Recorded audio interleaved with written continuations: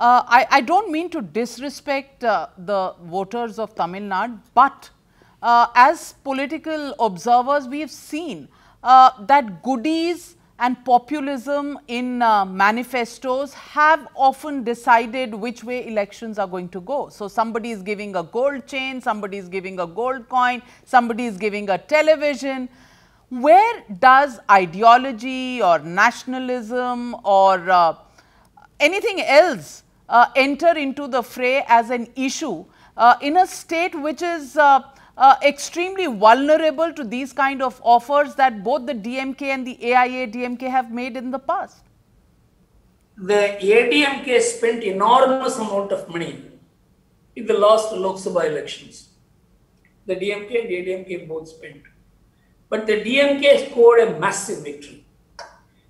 So that only when elections have no issues, only when there is no new element in the elections where the elections are in a way normal elections, money does play a role. It has been proved in Tamil Nadu, but money doesn't shift such a number of votes as to make one party 70%, the other party 30%. No, not at all.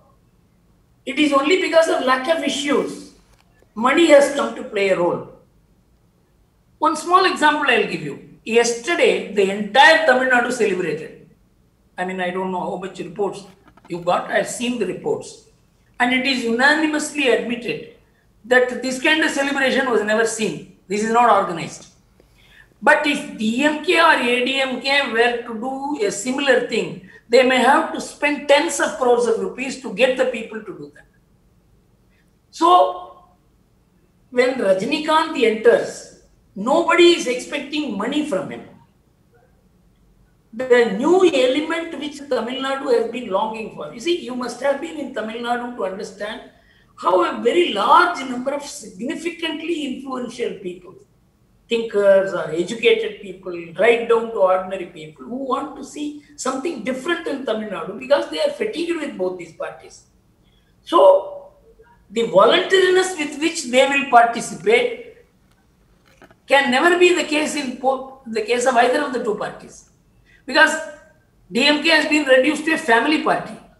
Every DMK man is so, he may not say so openly, like the Congress people won't do.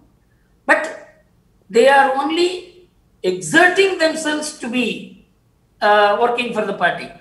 It's not that they are working out of their own free will. Like in ADMK, well, money drives the party. I agree. But in case of Rajini, voluntary participation will be enormous. That will override the need for money which both these parties have. Working for the elections as well as the voting for the elections. I don't know, coming out, celebrating Rajini is a different thing. But when a voter is given the choice between a television set and a feeling of nationalism, are you still convinced, Mr. Gurumurthy, the feeling is what they will choose and not the goodies? No. This is where probably we have to undergo, we have to go deeper into Tamil Nadu.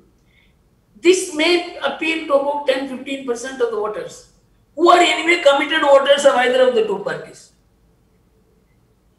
This doesn't appeal to most of Tamil Nadu. And we are talking about most of Tamil Nadu who are not active participants mentally in both the parties.